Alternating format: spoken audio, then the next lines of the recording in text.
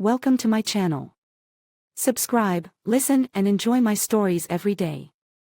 Lately, my wife, Emily, has become a mystery to me, a puzzle with too many missing pieces. As I sit at the kitchen table, sipping my morning coffee, I notice her moving around the house with a distracted air, her mind clearly elsewhere. Her eyes, usually so bright and full of life, seem clouded by some invisible weight. The corners of her mouth turn downward more often than not, and there's a weariness about her that I can't quite comprehend. "Emily, is everything okay?" I ask, trying to catch her attention as she brushes past me on her way to the fridge. She pauses, hand on the refrigerator door, and offers a faint smile that doesn't reach her eyes. "Yeah, I'm just tired. Work's been hectic," she replies, but her voice is flat, unconvincing. I've heard this excuse before, yet something in my gut tells me it's more than just the usual office stress. There's a tremor in her hands when she pours herself a glass of water, and I can't help but feel a pang of worry. I want to press her for more, to pry open whatever shell she's crawled into, but I know better than to push too hard. Instead, I nod and let the silence stretch between us like a fragile thread. The mornings have become like this, awkward, heavy with unspoken words and unanswered questions. I watch her leave for work, her figure disappearing down the driveway, and I'm left alone with my thoughts. The nights are worse. I wake up to the sound of muffled sobs, Emily's body shaking with quiet tremors next to me in bed. It's like she's drowning, and I'm helpless to pull her back to the surface. I turn on my side, gently placing a hand on her back. "Emily, what's wrong?" I whisper, my voice barely audible in the darkness. She stiffens, then slowly calms herself, wiping tears away with the back of her hand. "Just a nightmare," she lies, her voice strained. But I know her nightmares. They aren't accompanied by tears that leave stains on the pillowcase, or by the hollow look she wears during the day. This is something deeper, something real. Days turn into weeks, and the tension between us grows like an invisible barrier. I'm torn between respecting her privacy and the gnawing need to uncover the truth. It isn't long before suspicion starts to creep into the corners of my mind, filling the gaps left by her evasiveness. One evening, as she showers after dinner, I find myself drawn to her cell phone on the kitchen counter. The device is usually a symbol of trust between us, a shared understanding that neither has anything to hide. But today, it feels like Pandora's box, and my curiosity gets the better of me. I pick up the phone, my fingers trembling with a mix of guilt and desperation. Unlocking it feels like crossing a line, but I'm too far gone to stop myself. Her messages are mundane at first, a collection of work emails and group chats with friends. But then, there it is, a thread of texts that make my heart pound in my chest. "Unknown, I can't do this anymore, Emily. It's over. Emily, please, just give me a chance to explain. Unknown, no more chances. Goodbye." The words blur before my eyes, the implications hitting me like a tidal wave. I sink into a chair, the air knocked out of my lungs. Emily's been having an affair.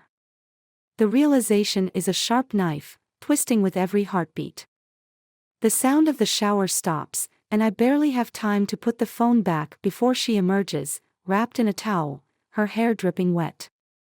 She looks at me, and I wonder if she can see the betrayal on my face. "Everything okay?" she asks, and there's an edge to her voice, as if she senses the shift in the atmosphere. I force a smile, nodding. "Yeah, just tired," I echo her earlier lie, the words tasting bitter on my tongue. That night, I lie awake, replaying the texts over and over in my mind. My anger burns beneath the surface, a slow, simmering rage. I feel like a fool, duped by the person I trusted most. I want to confront her, demand answers, but the thought of hearing her confirm what I already know is too much to bear. Over the next few days, I go through the motions of our life together, each interaction tainted by the knowledge I now carry. Emily continues to move through her days with that same haunted expression, unaware of the storm brewing inside me. I begin to notice other things, a change in her scent, the way she dresses with more care when she thinks I'm not looking. It all adds up to a picture I wish I could erase, but it's burned into my mind, a constant reminder of her betrayal. Finally, the breaking point comes on a Friday evening. We're sitting on the couch, a movie playing on the TV, but my mind is elsewhere. I can't pretend any longer, the charade is eating me alive. Emily, we need to talk, I say, my voice steady but firm. She turns to me, her eyes wide, a flicker of fear crossing her face. About what? About you. About us. And about him. Her reaction is immediate, her face pales, and she takes a sharp breath, as if the air has been stolen from the room. Who? She whispers, but the tremble in her voice gives her away. You know who, I reply, my own voice rising with anger. The one you've been crying over. The one you thought you could hide from me. Emily closes her eyes, tears slipping down her cheeks. I'm sorry, she chokes out, her body shaking with the force of her sobs. I didn't mean for it to happen. I never wanted to hurt you. Her apology does little to soothe the fire inside me. I stand up, needing to put distance between us, needing to think clearly. How long? I demand, pacing the room like a caged animal. 6 months, she admits, her voice barely a whisper. 6 months. Half a year of lies and deception. The weight of it crushes me, and I feel something inside me snap. We're done, Emily, I say, my decision coming as a cold, hard truth. I can't do this anymore. She looks at me, her eyes pleading, but I turn away, the anger consuming any remnants of the love we once shared. The next few weeks are a blur of paperwork and bitter conversations. Our divorce becomes a mechanical process, each step further solidifying the chasm between us. Friends and family offer condolences, their sympathies falling flat against the walls I've built around myself. Emily moves out, leaving behind a house filled with memories I can no longer bear to revisit. I watch her go, a part of me hoping for some last-minute miracle, a parting word that might heal the wounds between us. But there's nothing left to say, and we part as strangers. As the door closes behind her for the final time, I sit in the emptiness of our home, my heart a heavy stone in my chest. The revenge I thought I wanted, the satisfaction of seeing her suffer, feels hollow and meaningless. In the end, we've both lost more than I ever imagined possible. I know the story isn't over. The threads of our lives are tangled, and the path forward is unclear. But as I sit in the silence, I realize this is only the beginning, a new chapter waiting to be written, a journey of healing and discovery yet to unfold. After Emily leaves, the emptiness of our home becomes unbearable. The silence is oppressive, a constant reminder of what was and what will never be again. I try to fill the void with work, throwing myself into my job at the advertising agency with renewed vigor. But even the bustling chaos of the office can't drown out the echoes of my fractured marriage. On Monday morning, the office is buzzing with the usual chatter. I walk past clusters of colleagues, each absorbed in their own conversations. I'm greeted by familiar faces: Sam, my jovial coworker with an infectious laugh, Lisa, the receptionist with a penchant for gossip, and Mark, my boss, who always has an air of unshakable calm. They offer smiles and nods, unaware of the turmoil within me. Hey, Alex, Sam calls out as I pass his desk, a cup of coffee in hand. You look like you could use a drink. I force a smile. Maybe later. Got a lot on my plate today. Sam raises an eyebrow, sensing something's off, but doesn't press. All right, man. Just let me know. I retreat to my office, a small space cluttered with papers and promotional materials. The walls are lined with awards and accolades, reminders of past successes that seem insignificant now. I sit at my desk, staring at the screen, but the words blur together, my mind drifting back to Emily and the mess we've made of our lives. Around noon, I'm startled by a knock on the door. It's Lisa, peering in with her usual bright-eyed curiosity. "Hey, Alex. Mark wants to see you in his office," she says, a note of sympathy in her voice. I nod, knowing this meeting can't be avoided. Mark's been patient, but I suspect he's noticed my recent lack of focus. I follow Lisa down the hallway, past rows of cubicles filled with the sound of ringing phones and typing keyboards.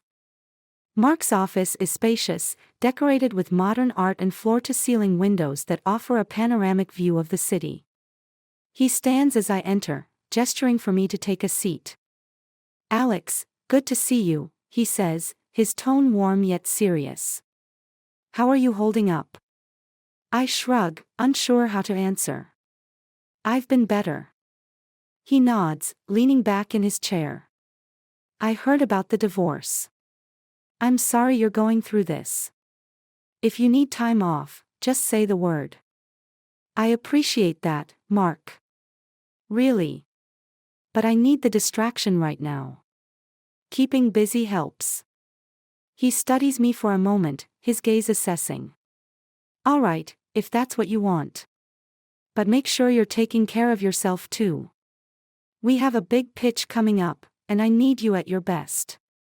"I won't let you down," I assure him, eager to prove my worth. The day passes in a blur of meetings and brainstorming sessions. I find solace in the creative process, crafting campaigns and slogans that momentarily distract me from the chaos of my personal life. But as the afternoon wanes, my thoughts inevitably drift back to Emily. I head to a nearby bar after work, hoping a drink might ease the knot in my chest. The place is dimly lit, filled with the low hum of conversations and clinking glasses. I find a spot at the counter, nodding to the bartender.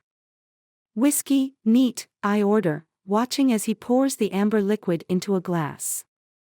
I sip my drink slowly, the warmth spreading through me like a comforting embrace.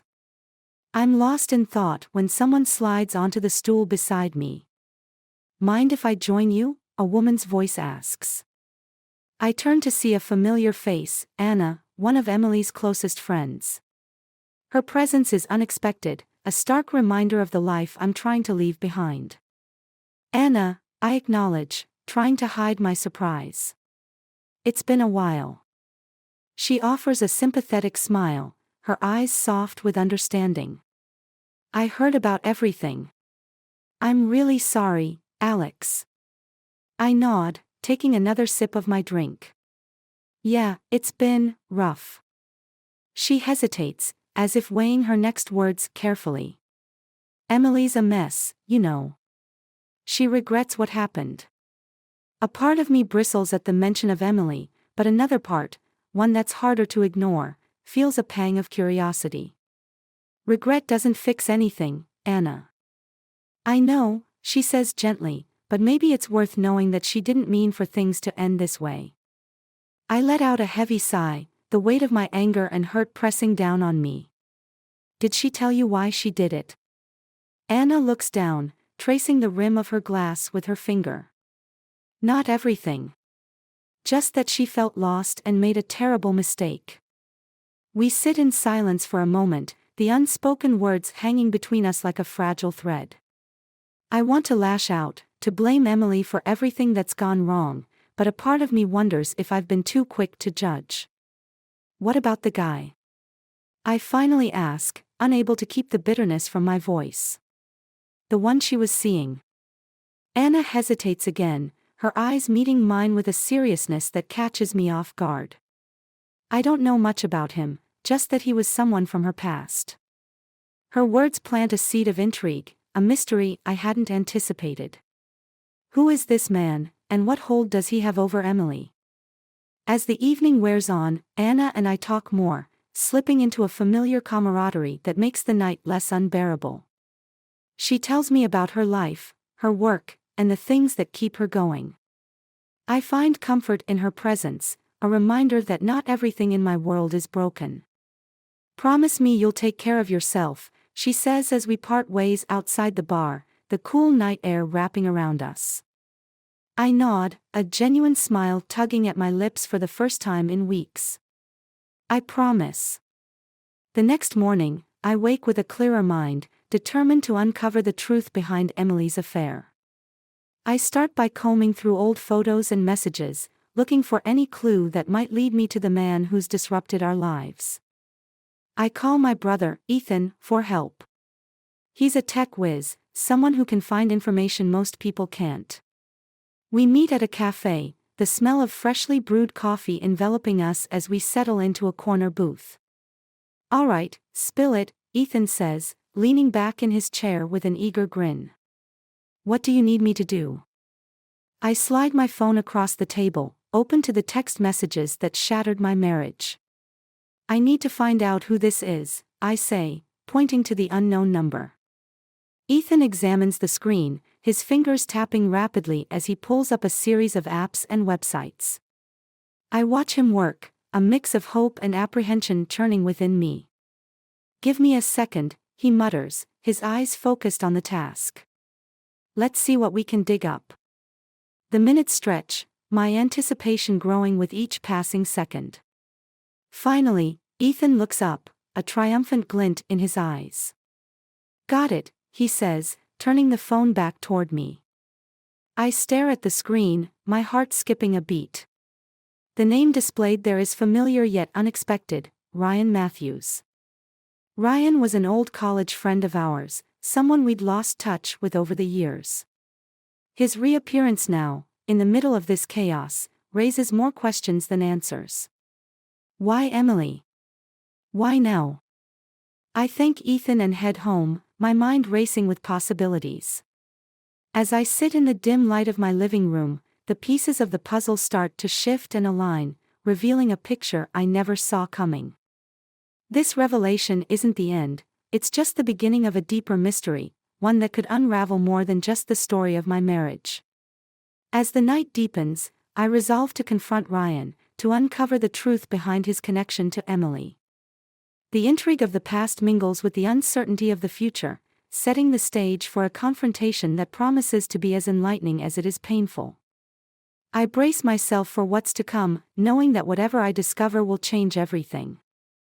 The sun hangs low in the sky as I drive through the familiar streets of our old college town, the late afternoon light casting long shadows across the pavement. The journey to Ryan Matthews' address, unearthed by my brother, Ethan, feels like a drive back in time, to days when life was simpler, friendships were untainted, and Emily and I had everything ahead of us. The address leads me to a small, unassuming townhouse on the edge of town. I pull up to the curb, my heart pounding like a drum in my chest. Confrontation is not my strong suit, but the need for answers propels me forward. I take a deep breath, step out of the car, and walk up the short path to Ryan's front door. With a quick knock, I wait, my mind racing with thoughts of how this encounter might unfold. After a moment, the door swings open to reveal Ryan, looking older but unmistakably the same person I once knew.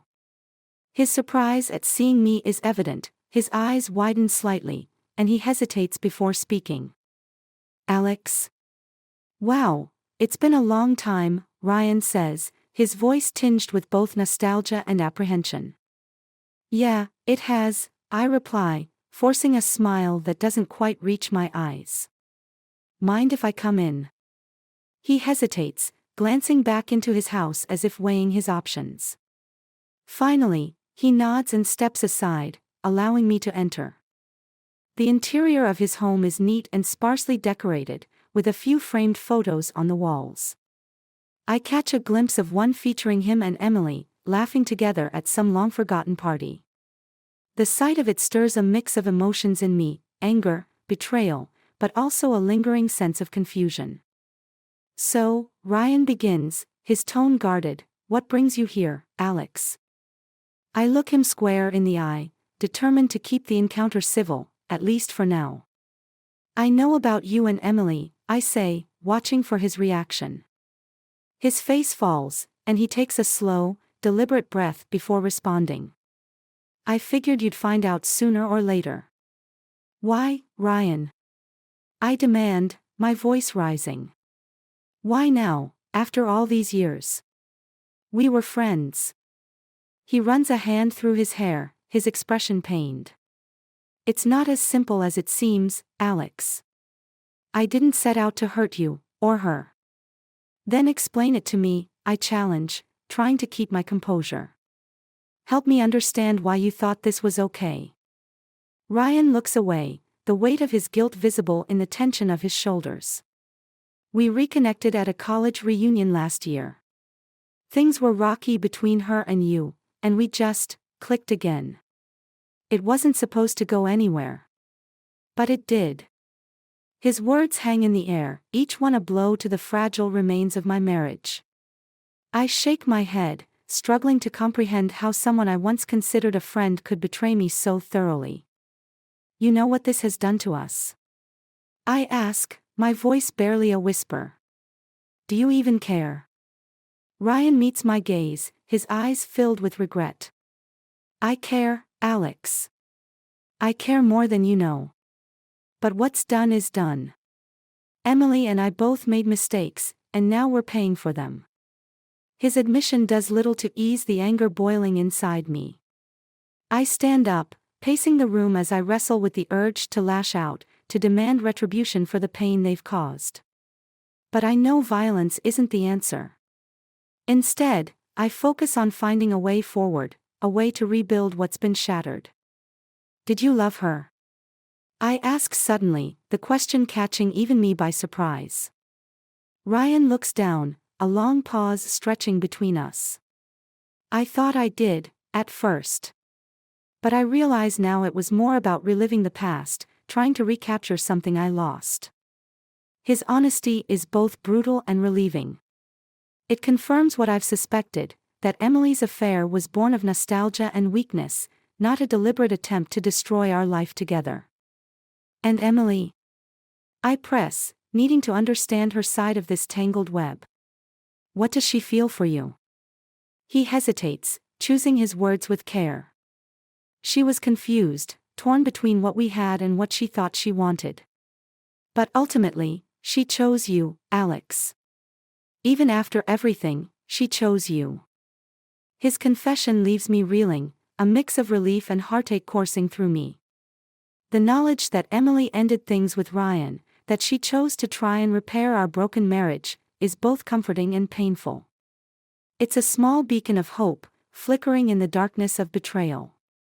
I leave Ryan's house with more questions than answers, my mind a whirlwind of conflicting emotions. The drive back home is a blur, the cityscape passing by in a haze. When I finally pull into my driveway, I sit in the car for a moment, gathering my thoughts. Inside, the house feels emptier than ever, a hollow shell of what it once was. The silence is oppressive, and I find myself longing for the sound of Emily's laughter, her presence beside me. But she's gone, and the void she left behind seems impossible to fill. That night, as I lie awake in bed, I replay the conversation with Ryan over and over in my mind. Despite the anger and betrayal, there's a part of me that can't shake the sense of unfinished business. I know I need to talk to Emily, to find out if there's a chance to salvage what's left of our relationship. The next morning, I call her, my heart pounding with a mixture of dread and anticipation. The phone rings for what feels like an eternity before she answers. Alex?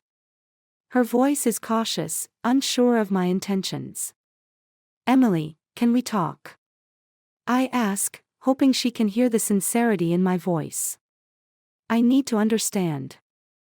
There's a pause, a moment of hesitation that stretches between us like a fragile thread. Finally, she agrees. Okay.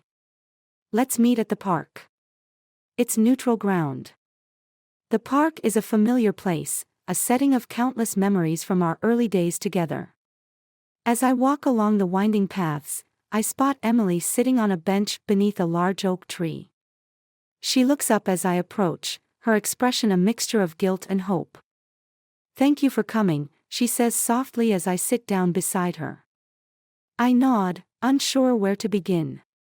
The silence between us is heavy, filled with the weight of unspoken words and unresolved feelings. Finally, I find my voice. "Why, Emily?" I ask, echoing the question I posed to Ryan. "Why did you turn to him?" She looks away, her eyes misty with unshed tears. "I was lost, Alex. I felt like we were drifting apart, and I didn't know how to reach you. When I saw Ryan again, it felt like a lifeline, a connection to the past when things were simpler." Her honesty cuts through the anger I've been holding on to, revealing the vulnerability beneath. I reach for her hand, needing to bridge the gap between us. "I'm sorry," she continues, her voice breaking. "I never meant to hurt you. I was selfish and scared, and I made a terrible mistake." The sincerity in her words hits me like a tidal wave, washing away some of the resentment and leaving a raw, aching wound behind. Despite everything, I realize that part of me still loves her, still wants to find a way to make things right. "Can we fix this?" I ask, my voice filled with a mixture of hope and uncertainty. Emily looks at me, her eyes searching mine for answers neither of us truly have. "I want to try," she says finally, her grip on my hand tightening. "But it won't be easy. We need to rebuild trust, to find a new way forward." I nod, understanding the enormity of the task ahead. It's a daunting challenge, but one I'm willing to undertake if it means salvaging our relationship. In the days that follow, Emily and I begin the slow, painful process of reconciliation. We talk openly about our feelings, our fears, and the mistakes we've made. It's not easy, and there are moments when the wounds of betrayal threaten to reopen, but we persevere. I visit Ryan once more, this time not in anger but in pursuit of closure. We talk candidly, acknowledging the hurt and the lessons learned.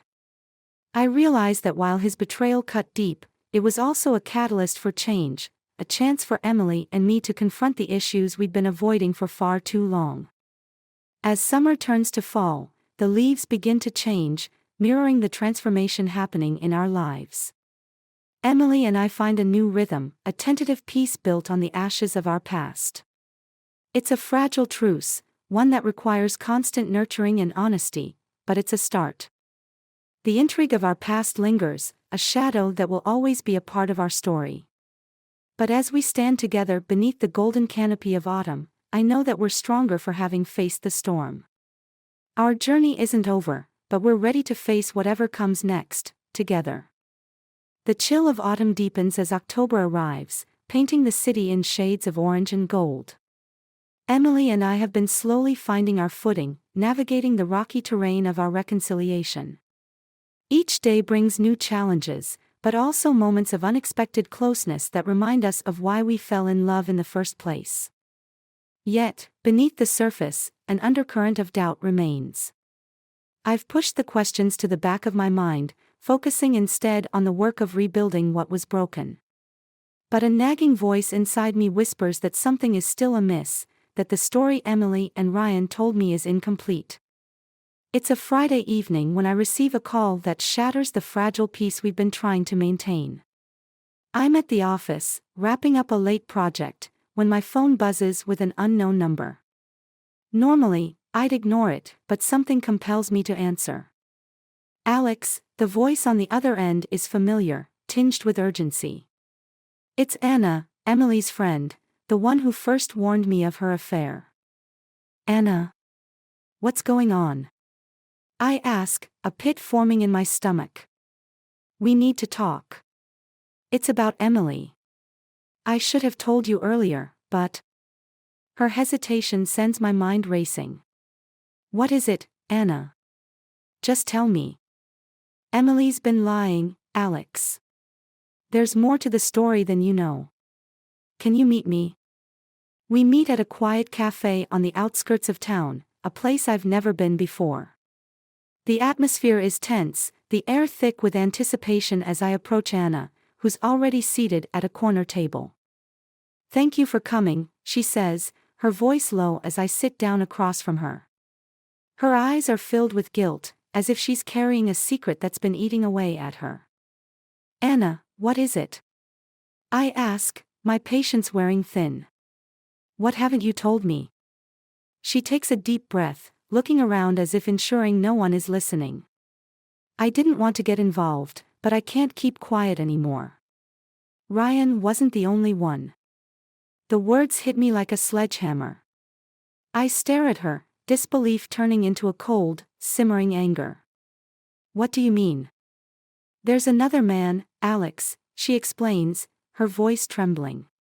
He's someone from Emily's past. She's been seeing him for months, even before Ryan. She's been stringing you along, making it seem like it was just a mistake with Ryan, but it goes deeper than that. I feel my world tilt, the betrayal cutting deeper than I thought possible. Who is he? Anna hesitates, the weight of her revelation hanging in the air. His name is David, her old boyfriend from college. They reconnected last year at a conference. I didn't want to believe it, but I've seen the messages, the photos. She's been lying to everyone, including you. I sit back, the ground shifting beneath me as the pieces of Emily's deception fall into place. Ryan was a distraction, a convenient scapegoat for a betrayal that runs far deeper. The realization hits me like a wave, crashing over the remnants of the trust we'd begun to rebuild. Why are you telling me this now? I ask, trying to keep my voice steady despite the storm raging inside me. Because you deserve the truth, Anna says, her eyes pleading with me to understand. I should have told you sooner, but I didn't want to destroy what little hope you two had left. But now, I can't watch this happen anymore. I leave the cafe in a daze, Anna's words echoing in my mind as I drive aimlessly through the city. My thoughts are a jumbled mess of anger, betrayal, and a deep, aching sadness. Everything Emily and I have been working toward feels like a cruel joke, a facade built on lies. I pull over to the side of the road, my hands gripping the steering wheel as I try to process the revelation. The anger builds, a fire consuming any remnants of doubt or denial. I need to confront Emily, to hear the truth from her own lips. When I arrive home, the house is eerily quiet. Emily is in the living room, curled up on the couch with a book. She looks up as I enter, her face lighting up with a smile that now seems so deceitful. Hey, you're home early, she says, closing the book and sitting up. How was your day? I stare at her, my anger boiling over. I talk to Anna. Her smile falters, replaced by a mask of confusion. Anna. What do you mean? I know about David, I say, my voice sharp. I know about everything, Emily. Her face blanches, the color draining as the truth crashes down around us. She opens her mouth to speak, but no words come out. You've been lying to me this whole time, I continue, my voice rising. Ryan was just a cover, wasn't he? A way to distract me from the real betrayal. Tears fill her eyes, her expression a mixture of guilt and desperation. Alex, I didn't mean for it to happen this way. What did you mean, then? I demand, my voice shaking with the force of my anger. Did you think I wouldn't find out? That I'd just blindly trust you while you carried on with someone else? She reaches for me, but I step back, putting distance between us. Please, Alex, let me explain. Explain what? I snap, cutting her off. That you've been playing me for a fool. That you've been seeing someone else this whole time. Emily breaks down, her shoulders shaking with sobs. I'm sorry. I was lost, confused. I thought I loved him, but I didn't know how to end it. And then Ryan, it just spiraled out of control. Her words do little to quell the storm inside me. I feel betrayed, shattered by the realization that the woman I loved was capable of such deception. I don't want to hear your excuses, I say, my voice cold. You've destroyed everything, Emily. Everything we had, everything we were trying to rebuild, it's all gone. She looks at me, her eyes pleading for forgiveness, but I find no sympathy in my heart. The damage is done, and there's no going back. I can't do this anymore, I tell her, my voice final. We're done, Emily. This time, for good. The words hang in the air, a declaration of the end. Emily breaks down completely, her sobs filling the silence as I turn away, walking out the door and into the night. The following weeks are a blur of paperwork and legal proceedings. Our divorce is finalized quickly, the remnants of our marriage dissolved with the stroke of a pen. Friends and family express their condolences, but their words do little to ease the ache of betrayal that lingers within me. Emily moves out, taking with her the memories and the lies that once defined our life together. The house feels different, emptier somehow, but I find solace in the quiet. It's a new beginning, albeit one I never wanted or expected. In the aftermath of everything, I focus on rebuilding my life, finding strength in the pieces of myself that remain. Work becomes a refuge, a place where I can pour my energy and reclaim my sense of purpose. One evening, as I sit alone in my living room, I receive a call from Ethan. His voice is filled with concern, but also a hint of something else, relief, perhaps. Alex, how are you holding up? He asks, his tone gentle. I'm getting there, I reply, knowing it's the truth. It's been rough, but I'll survive. We talk for a while, the conversation a balm for my wounded soul. Ethan shares stories from his own life, offering a distraction from the chaos of mine. You know, he says after a pause, sometimes the hardest endings lead to the best new beginnings. His words resonate with me, a reminder that the future is still unwritten, filled with possibilities I have yet to explore. It's a small comfort, but it's enough for now. As autumn gives way to winter, the days grow shorter and the nights colder.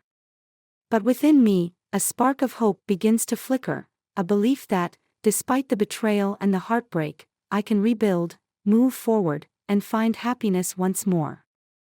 The past remains a part of me, a chapter that cannot be erased.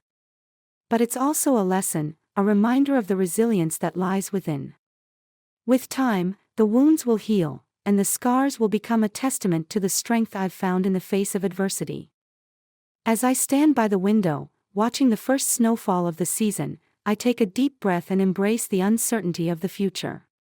The deception may have torn us apart, but it's also set me free, a chance to start anew, to write my own story, and to find a path that leads to a brighter tomorrow. Emily and I are strangers now, paths diverging into the unknown. But in the end, I realized that the greatest betrayal was not her infidelity, but the loss of trust and the breaking of the bond we once shared. As the snow blankets the world in white, I make a silent promise to myself, to forgive, to let go, and to forge ahead with an open heart, ready for whatever comes next. The deception may have been the end of one chapter, but it's also the beginning of another, one that's entirely my own.